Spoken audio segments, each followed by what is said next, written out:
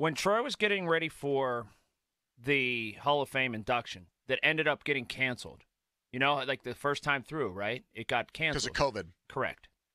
He was working out at our workout facility because it's owned by a former Steeler. By Jeremy Tooman and his wife. Our workout facility is. They're part owners of it, and they work out there.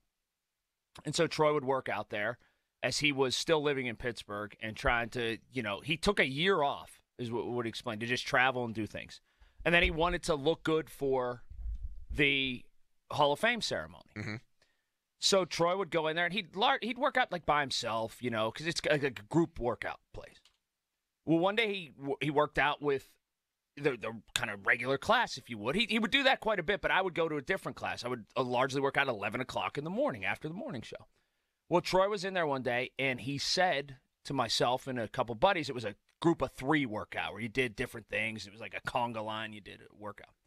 Troy said, would you mind if I worked out with you guys? I said, no, not at all, So we were running these hills and jumping on these boxes. Are you giving him, props for being Troy? Are you having Troy Polamalu conversations with him, or are you just treating him like a normal guy? We're just working out. Yeah. Just doing our head down, doing our stuff. We're on our way out the door, myself and a friend of mine, who was the third guy in that workout. He stops. He goes, excuse me.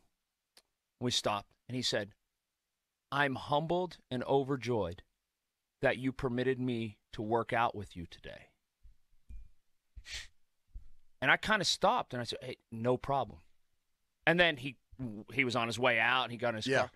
And my friend and I stood there for about 5 minutes, and I said, you realize what just happened?